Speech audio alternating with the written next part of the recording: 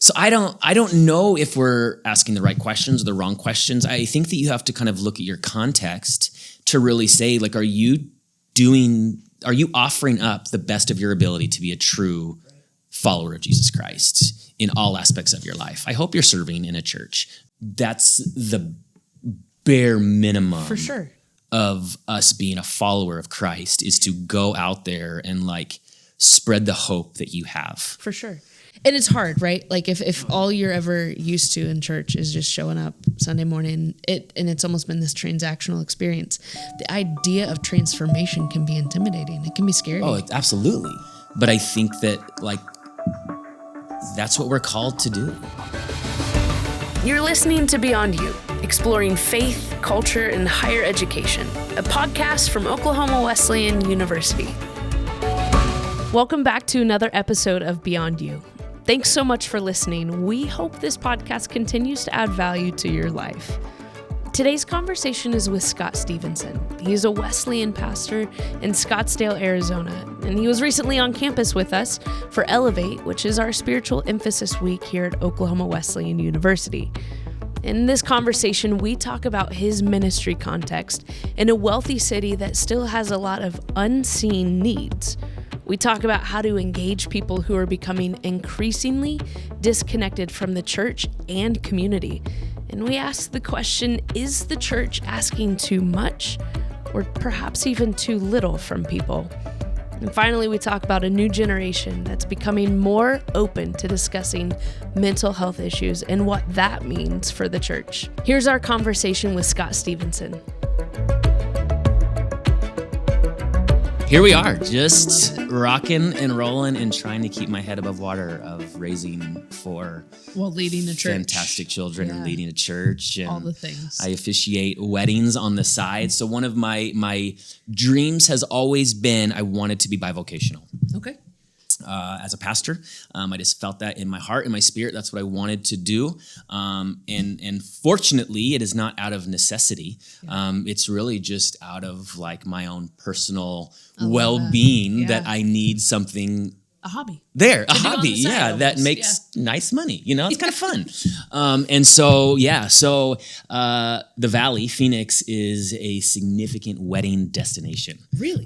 Yeah. You talk about Vegas as the wedding destination in some ways. Yeah, I mean, if you're going to go, if you want Elvis to do that. I mean, I don't dress up. That is one of my, I have been asked to dress up as Batman one time or Frankenstein. And I said, I'm not your guy. Like, I'm not your dancing monkey here. What would you dress up? Oh, no.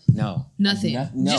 I would just Scott. Excuse myself. Like that's not my jam. I love it. But no, so it's a very significant wedding destination because our wedding season really is like September to May. Right. Because it's not blistering Because it's not blistering hot. And in December and January and February, it's like a low of 50. You know, and like in the afternoons at 60 and blue sky, amazing. And it's spectacular. So I keep track. My wife really encourages me to keep track of how many weddings I have done. Okay. And I'm on 3. I think I've 2 today. It is 349 weddings. Dude, that's that I've insane. Officiated. When did you start this? So, I mean, I did weddings before, right? Like as a pastor, a student pastor, right? You have your students that are growing up, and people in church are looking to get married, and typically they're looking at you to do the wedding. Right. But I started this officiant of the desert. Is that what you call yourself? Yeah. No way. It is. That's my Instagram handle. Yeah. That's amazing. So officiant of the desert. So we need to go look you up absolutely online. need to go ahead and follow that. Share it around. But so I started that about 5 years ago. Okay. And it is, I think I've done 340 of those have been because of in the last 5 years. Wow.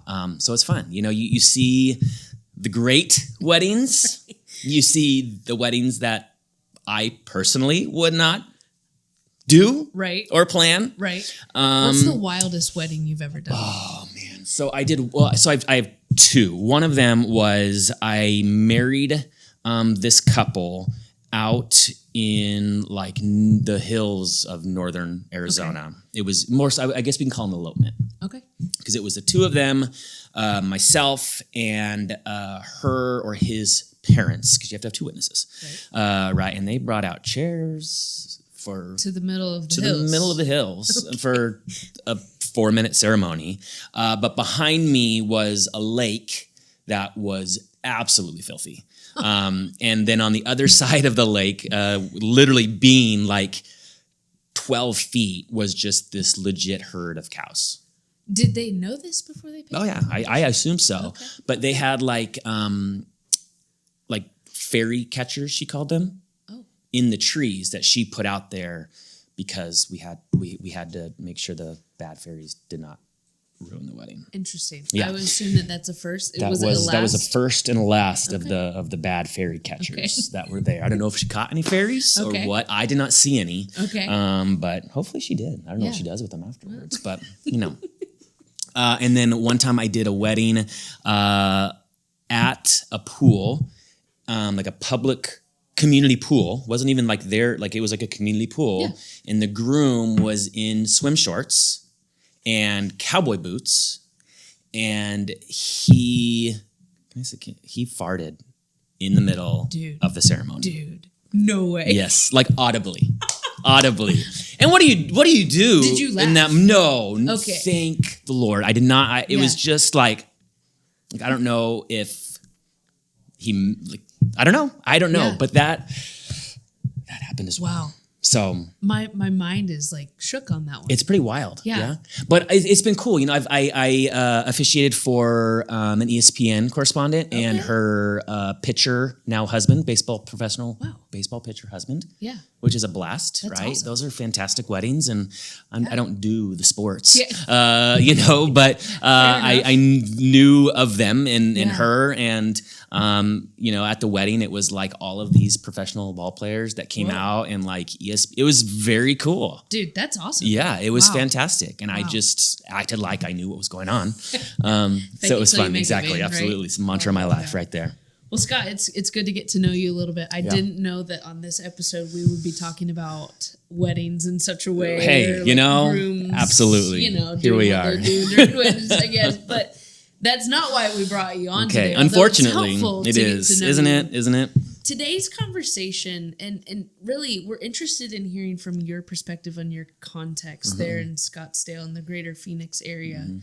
You know, you see articles in like Christianity Today just ran an article earlier in August about kind of this decline in church attendance. And I would say it probably even goes beyond attendance, and it's really in engagement. Right. You know, we're seeing resources called like the Great De-Churching, which talks about like who's leaving and where are they going, and more importantly, how do we get them back? Right. How have you seen this play itself out in your context? You know, maybe before or even after COVID. Yeah. And naturally, right, COVID was such a catalyst for so many things. I think that the church, we can talk about the church universal, I think that we learned a lot over COVID of where we were like really doing great and more so where we were not doing great at all. And unfortunately, I think that still some communities are still not doing great. We didn't grow and learn from COVID. But I don't know. It's funny because I try to look past 2020, right? Because I think it's such a scapegoat for so many people, and it's like that was a large trajectory. That was a earth shifting for sure moment, but. Not that we're past it, but and yes, new rhythms were obtained and kind of acquired during that season. Right. Because they had to be. They had to be, yes. Right. But I also kind of wonder, like, are we just like shoving blame off on COVID because it's just easy to do? The easy way. But no, so. I agree. I think there's a significant de-churching that has happened. I think that one of the benefits of COVID was that everybody recognized that, hey, like the internet can be used for helpful things. Right. Including ministry. Right. You know, like even to kind of go back, like the state of Arizona just started being able to obtain a marriage license completely online. You couldn't do that before. And it was like nothing shifted in the internet. Right, It was right. still as widely accessible as it was before then, but we just kind of learned like, hey, we've got to adapt. Right. And so in the church world, I think that there's a lot of people that I just had a conversation with a buddy of mine, and I was like, dude, like as a pastor, like, can I just tell you, like, you need to go to church, like get Yeah. off being online. Right. You know, you're cool. You're listening to a sermon, Right. which is fantastic. Ideally, you're applying something that you're hearing in sure. some way, shape, or form, sure. but you're missing such a key aspect of it. And I think that in order for people to get back into church, I think we have to start, from my perspective, very limited, right? My personal humble opinion is that we can't do the come and see Right. model anymore.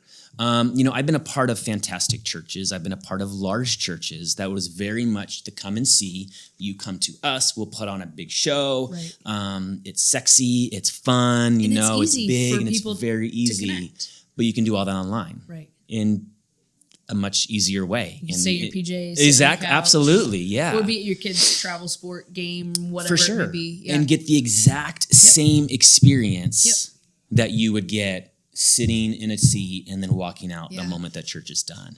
And so I think that in order to bring people back, I think naturally, you're right, we have to recognize that the only thing that does not go stale is the gospel, right? In giving people the gospel, but also recognizing that like a large part of that gospel is allowing people like the opportunity to partner in like active, tangible change. Right. Right. You know? Which you can't, I mean, maybe you can to an extent experience some of that online, but Right. a lot of that happens in in-person gatherings and environments. For And sure. One thing I've loved to hear you talk about and share about before, maybe you can share it here now, but talking about your church there in Scottsdale, tell us a little bit about it and how your church, your approach honestly is very different. Like in an online sense, it doesn't translate at all. No, it really, Help us understand. it really doesn't. And even in that, you know, we bat back and forth of, do we want to invest more dollars into creating a better online experience? Because what we have is fine. Right. You know, like it's a static camera. I think we got it on sale for like $150 because we don't have any money. Right. You know, back And it then, works. and it works. Yeah. It gets the job done. It's a front door environment for people to be able to see what we're about, in hopes that they will see a little bit of who we are, to be able to engage in person. And through that, you know, for me, like I look at any opportunity to cancel the typical, or to move the church outside of the typical, which is Sunday morning, right? Okay. Yep. And that's really all that we do. So on Sunday morning, we have a fantastic campus. We sit on about 3 acres in South Scottsdale, and it's fantastic. It's wonderful. It is surrounded by homes, by families. And in that, we have really kind of made a large shift to recognize that, like, okay, we do Sunday morning church. Right? Because I haven't figured out a way to not do that and to have it work. If there is a way, I might try to figure that out one day. Right. Not because it's bad. Not because it's bad, but it's just, like, I don't know. Your approach is different. Yeah. And so we have really just allowed ourselves to, outside of Sunday morning, yes, it's a church. Yes, the church exists and owns this buildings. But we want this to become like a community center. And so where we have people on our campus, truthfully, as much as possible, where we open it up Throughout the week. for Sunday. other people and other things. I know it gets hard because liability gets into that, and sometimes we have to say no. We're not willing to fall on the sword for this. But in all of that is our approach has just really been, you know, when we got out to this church, we had no money. When we got here about 7 years ago to the church, we had no money. We literally, it was just the most, like very just unexciting thing to look at. It's not that, like you were talking about, like that sexy experience. Yeah, like that just was easy, not overproduced. Yeah, you know, like the building was old and it was musty, and like nursery was storage, and like it was just like not.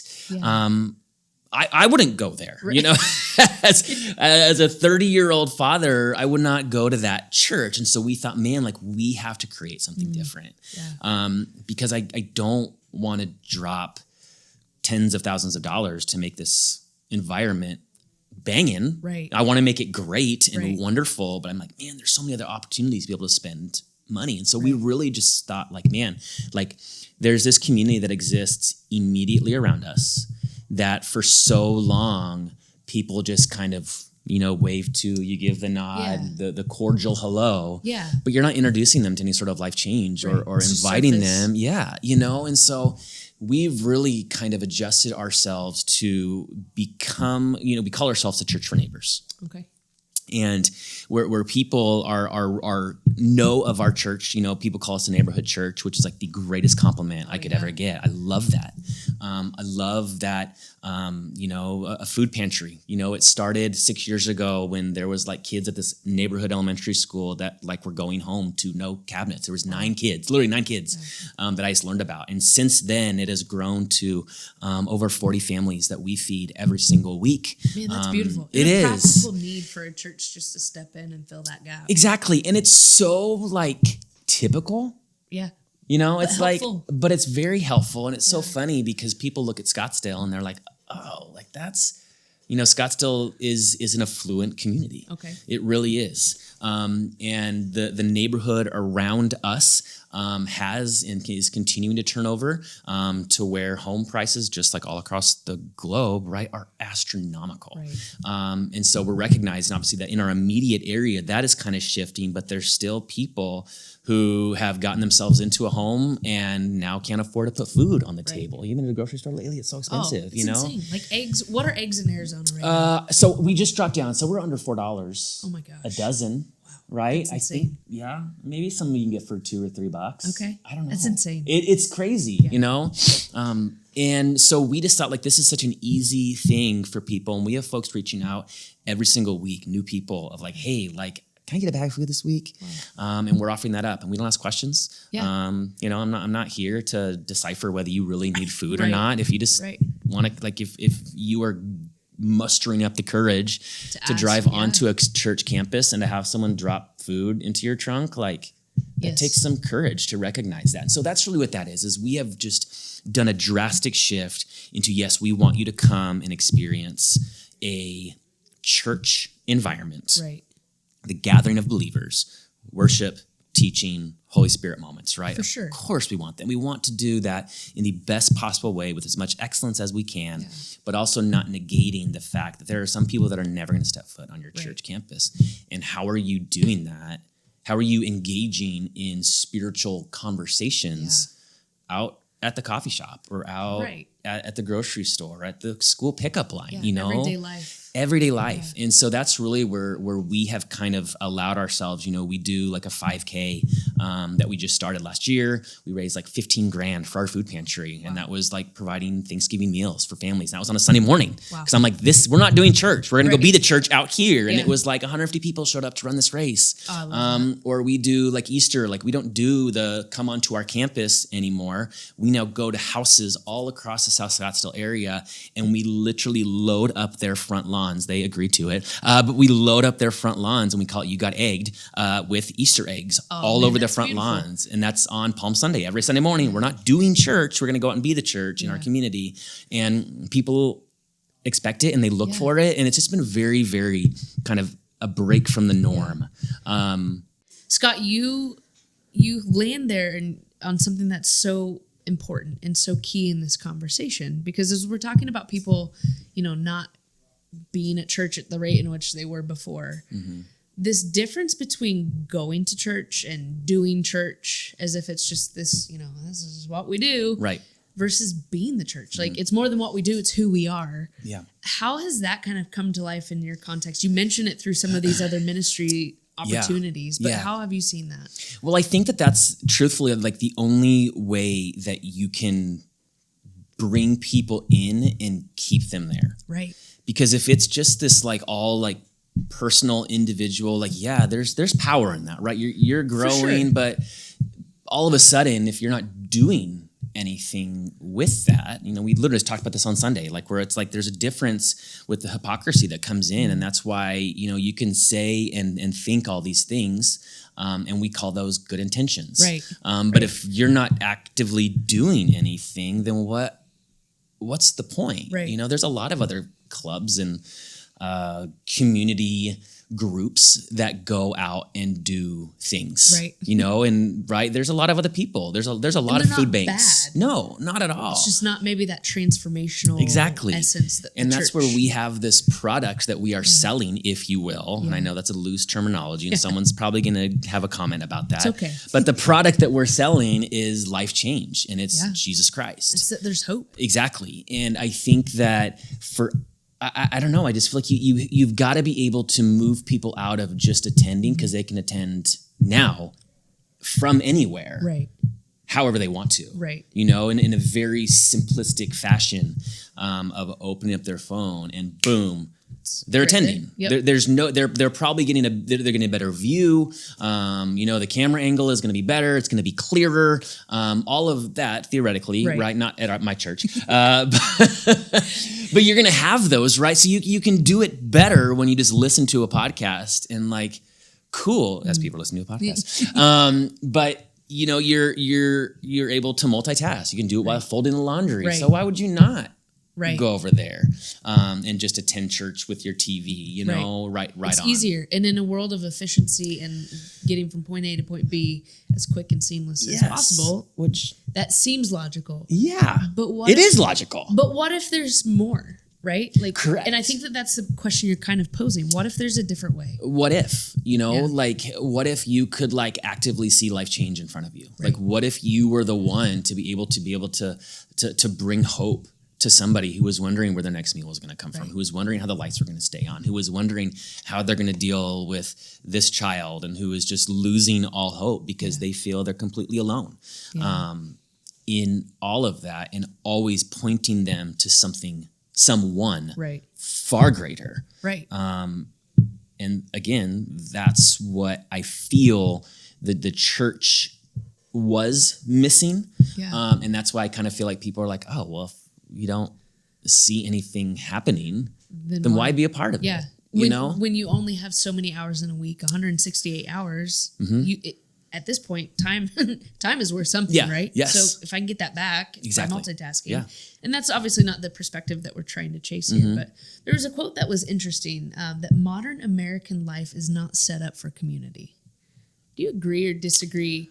And of course, based on that, how do we as believers, as people that say we belong to this family of God, we've crossed the line of faith, our lives have been transformed, how do we live different or set apart in that culture? Oh, man. Well, of course, right? You look at my generation and below, right, where we live and die off social media, and we equate that to community. Right. Because we know what's going on with everyone at all times, even though we've never maybe had a conversation with that person. We hold it, these pillars of community and influence. Exactly. In that domain. Yeah. I know, that's great. I like that. But this, for some people, sometimes I have a conversation with someone, I'm like, this is a nightmare. To be able to draw out some semblance of a conversation is a terror. Sometimes. It is so hard. And that's where I think that I just don't think we know how to have a conversation. Yeah. And even when you talk about you can't, like we talked about last night or yesterday, right? The whole idea of you can't present the real you because someone's always going to judge that, or you're going to feel that judgment. And so I do agree that we have a lot going on. We're going for sure everywhere at all times. And so, yes, you're going to look for efficiency, but also it's kind of just I don't have time for that. Right. Right. And we're not making time for true community. And so I think that, as created beings, God created us with this need for true community. Yeah. And you're not going to find it anywhere other than face to face. Well, and that's where I fear that with this push towards online, and not that it's bad, because it is a great resource. It's a great tool. It's a supplement. It totally is, but we've treated a supplement as if it's the entree, right? Yeah. And so I also think it's important for us in this conversation to recognize that there may be some people listening that they're saying, listen, part of why I don't go to church is because if you knew the pain and the trauma even that I've experienced by being in church, Right. like whether it's personal trauma, personal pain, personal grievances, or just, I mean, I've even talked to some students here that they're like, if people knew who I was, and sometimes when they know who I am, they're like, and we're out. Right. Like for those reasons, we're out. Yeah. Yeah. What would we say to the people that have maybe given up on the idea of ever going back in person because of a personal, almost affliction in some ways? Right. When you look at someone who has that legitimate, honest, deep church hurt, Right. I feel like you have to recognize it. For sure. You know, You have to. You're not saying, "Oh, the church is full of broken people." Like, I think that's such like a chump answer. You know, like, thank you. Yes, it is, but it's Right. like allow them to understand that, like, truly, I'm sorry that happened. Right. And like, let's hope we have a chance to do better. Yeah. And what else can you do? Right. You know, you can't force them into it. You still love them in the best way possible. For sure. And pray to God that they give another chance. Yeah. Well, so I think there's almost two sides of the coin in this conversation. So for people that may have gone to church and they're maybe contemplating or not even contemplating coming back, you've got the people that they're on the church hurt side of the coin. Yeah. And then just an example that I had in a conversation earlier on this day, I had a new student that just transferred in this semester. We're trying something new this semester here at OKWU. We're doing what we're calling the local church experiment. Okay. That's what I call it. It's Cool. actually called the local church experience, but it's the grand I like experiment. it. I like but it. essentially requiring our new students in their orientation groups to go to church together. Cool. We've got this rotation of churches here in Yeah. our Bartlesville community. Nice. And this student today told me, had I not been a part of this like orientation experience, I would not have gone to church. I would have stayed in my dorm room Right. watching church online. And so I asked her, I said, what was the catalyst for that? She's like, well, first of all, I had to. Right, yeah. Because we Obviously. require it. But the second thing she said, I knew I wasn't going alone. Yeah. And for this generation, this Gen Z, even millennials, Yeah. maybe even some Gen Xers, this idea of isolation, Yeah. they've associated it sometimes with the church, which should be opposite of the church, right? Oh, absolutely. Like we're supposed to be a community, Yeah. and the isolation should Which not we be. say we are, Right, but we're really not. right. So there's Yeah. two sides of that coin. You've got church hurt as a potential, this isn't why I'm coming back. Yeah. Or you've got I don't want to go alone, and all I've really can think of is that I'll be there by myself. Yeah. How do we help people see this picture of the church as, yes, it's filled with broken people that might hurt you, and also you're not alone? Like, how do we help fill in that gap? Well, I think that's where I have no idea. I mean, That's fair. I think that it comes down to vulnerability Yeah. Oh, and totally. and being able to model the brokenness Yeah. that you have. Like, even for me as a pastor, I try to be as open and as vulnerable as I possibly can. Right. Also understanding that like that could be like a catch-22 there where you could fire me. You know, you could be like, pastor's this so dude's too broken. broken. Like, You know? Yeah. But I think that there has to be kind of a little bit from both sides where it's like, yeah, we want you to be vulnerable, Right. but on the other side, we have to be able to allow people to be Right. vulnerable. Right. It's that grace. Exactly. Yeah. Right. Yeah. And so good luck. I have no idea. But I think that's, and there might be some other categories there, but when I think of this conversation and kind of the coin that it is, there's those two sides. And again, there might be others, but again, being the church, it's got to take on a different expression, I think, right Right. now. It can't change its essence. Right. But how it expresses itself in this day and age in a society when connection seems impossible in person. Right. I love the model of your church, though. And like, we're going to just practically love people. Yeah. Like, that's a different expression that would that have existed and thrived 20 years ago, 10 years ago, 15? Yeah. Who knows? It could have, should have. Yeah. But so in your opinion, in your expert opinion. Yes. Yes, That's all I expert. offer, by the way.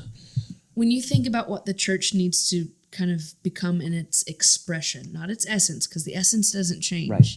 Talk to us about what are some things that the church could express itself as that could actually reach the least, the last, and the lost. Yeah. Well, I think it's understanding where you exist. Right. I think it's so simple for people to write a check and to send it overseas or to an organization that does things, because you have no personal responsibility. You've done your part, right? And that's needed, right? There are people to the ends of the earth, right? That need the hope of Jesus, that they are going to reach. But I think that that's not for everyone, right? Because not everyone has the means, not everyone has the heart, not everyone has the ability to do that. Whether you are the one actually out there traveling to, we used to go to Mexico when I was in high school, and that was what we did. We go for a week and then bye, we never come back, and we do a VBS, and that was cool. And it was just like this, like what you did. Right. And then you the leave. doing of church, right? Exactly. And then you leave, and you have your little disposable cameras, Right. take a picture, and you develop Dude, you just them. dated And yourself right there. and you have this picture of you being a missionary for a week, Right. and you have no responsibility for them. I think it's so different when you actually have people in your immediate vicinity, in your neighborhood, that you will see on a very regular, if not daily basis, that you are exposing yourself to and offering yourself up to say, hey, like, I see you have a need, and I'm going to journey this with you. Oh, man. That's terrifying. Yes, but it's important. But it's madly important. Yeah. And I think that is really what it boils down to. And that's really what we're trying to do at Open Arms, is recognize that, like, the people that exist right next to us that we're going to see all the time, whether they come to our church or I've never stepped foot on their church, we want to make this corner of Scottsdale the very best it can possibly be. And that means we're meeting needs when we can, in any way that we can. And it goes back kind of to the statement, I've heard it, and maybe you've heard it too, and others listening,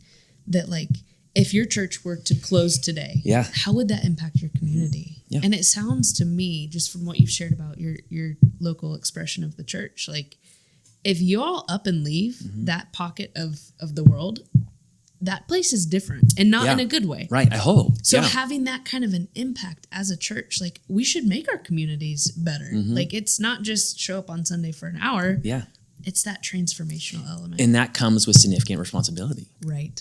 Which I think a lot of people don't want. Interesting. Or don't want to make time for. So let me ask you this question. Like, is the church asking too much of people? Maybe not enough of people? Or are we just altogether asking the wrong question? I don't know.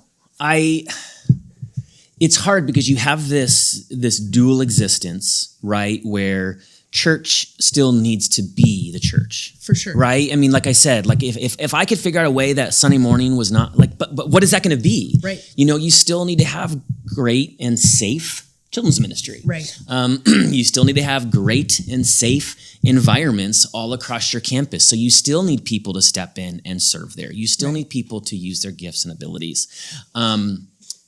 And then, of course, you have the other side of that, but where you have people like me saying, but go out in your community, go out there and do that. And you need people to do that. So I don't know if we're asking the right questions or the wrong questions. I think that you have to kind of look at your context to really say, like, are you offering up the best of your ability to be a true follower of Jesus Christ in all aspects of your life? I hope you're serving in a church regular basis. And whether that's a once a month type thing or you're like in there once a week, bless you. Whether it's a 5-minute thing or a 45-minute thing or an hour and a half thing, whatever it is, I think you do. I think that's very biblical. I know that's biblical to get your hands dirty in a church and serve. But then also, like you have that like old school where like you leave the church and there's an A-frames like you're now entering your mission field, right? There's like actually a sign out where I live, south of Bartlesville here. Yeah. And it's like almost a mile from the church, but it's like this huge sign in this weird intersection. It's like, you're now entering the mission field. There you go. So it's a thing still. It totally That's great. is. And it's so true, of just so, no, I don't think that we're asking too much of people to like be Jesus every single moment. Like, I think that that's the bare minimum. For sure. Of us being a follower of Christ is to go out there and like spread the hope that you have. For sure. And the best way that we can do that, just in the instructions of Jesus, like he says, the world will know who you belong to by how you love the world around you, not by if you attend church on Sunday morning and you serve coffee, and those things aren't bad. Yeah. But what if we shifted that conversation to the church is the world is gonna know who I belong to by how I actually live out what I say I believe, how I love the world around me. Yeah, man, it's hard, right? Like if all you're ever used to in church is just showing up Sunday morning, and it's almost been this transactional experience. The idea of transformation can be intimidating. It can be scary. Oh, absolutely. Yeah, because again, there comes that responsibility thing that a lot of us are like, I don't have time for that. Right. I don't have the bandwidth and the mind space for that. Do you know? Like I have 4 children, and this is my job, and I'm like, I don't have time, and I can't imagine the person who's working 40, 50, 60 hours a week, and it is massively intimidating. Yeah. But I think that like that's what we're called to do. Yeah, and there's not a ton of wiggle room in that. Like the Lord offers explicit direction, like to go love the world. And, exactly. Well, and I think for some people too, and I've even been in this in my own season of life and ministry at certain points in my journey. You hear statements like we just made of like church is supposed to be transformational, not necessarily transactional. Yeah. And kind of circling back to that church hurt side of things, like, but what I've experienced is anything but transformational because the people sometimes people hurt people. And so we have this tendency, I think, sometimes to almost want to remove ourselves from this whole walking with people over this fear. Yeah. And I would even say anxiety at times, like even sometimes clinical anxiety. Oh, for sure. Because walking with people through the mess of life and through the storms of life just is hard. It's rough. And it's messy. Yeah. And I would say even dubbing into the like clinical anxiety side of that, the church doesn't know how to deal with mental health. No, not at all. Not at all. And so in your experience, like, could that be part of this conversation? Like, could it be part of some people aren't coming back because there's this anxiousness that it has basis, right? And the church just doesn't know how, or maybe it's depression, or maybe it's some other form of mental health that the church just flat out leaves people in the dust on these sorts of things. And I think it absolutely has to couple in this conversation because it couples in every conversation, right? I mean, you're dealing with people, and people come with a mental game, and so there's an aspect of that that's infiltrated in all parts of this life that we live, the brokenness of it all. And so I even know that, I've had conversations, even myself, like I remember, like legitimately, like talking to my wife one day, I saw on the news that there was a pastor that took his own life. And he was my age, and he had young kids, and he was leading this church, and he just couldn't cut anymore. He's dealing with anxiety and depression. And I remember sitting in my kitchen telling my wife, like, that could be me. Yeah. Like that is going to be me. And so I think that the hard part is recognizing that the church so often like has this Jesus answer, which of course, yes, but let's get down. So often we stiff arm. Oh my gosh, I can't believe you're going to therapy. Oh my gosh, I can't believe you're not trusting Jesus and that you're taking medicine. As the youth would say. An ick, yes. And I think that's where a lot of it comes down to. To be like, no, there's a shirt, right, or something that says it's okay to need Jesus and a therapist. Right. It's okay to need Jesus and medication. Amen. Like absolutely. But the mental health, I think that's really. I feel like there's a shift. Okay. I do feel that there is a significant shift generationally, that people are normalizing. Right. Mental health. Right. They're normalizing anxiety and depression. I think there are fantastic organizations that are coming along and recognizing like the suicide rate is through the roof. Right. We've got to figure this out. And the church should absolutely be the one that is stepping in and running the show in that. Right. Because although you can go into therapy from a Christian counselor or a non-Christian counselor, you can go to therapy from a counselor, and you can experience some level of assistance in that mental health battle. And the church, well, actually, the world cannot afford for the church to sit on the sidelines. Right. Like that's absolutely the wrong move. And to your point just a moment ago about this kind of becoming a more normalized conversation, I think we actually have Gen Z to thank for that. Oh, yeah. Dude, I was this last spring, we had a spiritual life gathering here on our campus. And just for the sake of honoring the people, I won't give too much context, but it had a student that showed up and honestly, I still don't know what caused it, but it was just a panic attack. And out of nowhere, kind of caught everyone off guard. And I saw in this room here on our campus, a student come to this other student's side and walk them through some like clinical practices. And I was like, what is happening? Like, and I'm the adult in the room, right? So like, this is not a great redemptive story for me, but then this is what even continued to blow my mind. This whole room of students were like, well, my therapist said to do this when I have it. And then like, they're all sharing what their own therapist, and I was which would have been so hush-hush 10 years ago. Right. Yeah. And so this one, like, that is one night, that one instance that will forever be burned in my mind. And I think we have Gen Z to thank for this. Yeah, absolutely. And just this openness to the idea of, I need help. Yeah. I need Jesus, but I also sometimes need help too. Exactly. And that's okay. But how do we get rid of that stigma in the church? I think we're working towards it. Yeah. And I agree with you. I think it's generational. Right. And I think that we just have to recognize that there is a generation of people who have either turned a blind eye to it or have completely embraced it. Right. And that's a direction that we need to go, is we can't negate it. Right. You know, because it exists. It exists. It's not taboo. Right. Not in the slightest. Yeah. And I think that the church has to be able to come alongside of people and do what the church does best. Do what the pastor does best. Like, you don't want me counseling you, right? Like, you don't want me. As pastor, I tell that to students all the time. Like, you don't want that. But I have a list of fantastic people. Like, my wife is a fantastic counselor, right? She listens and she leans in and she's like, has empathy. And I'm just, I do not have any of those things. And so I know what I'm gifted at, and I know all the many more things that I'm not gifted at. And so I think that you just have to realize, like, this is a thing that exists, and stay in your lane.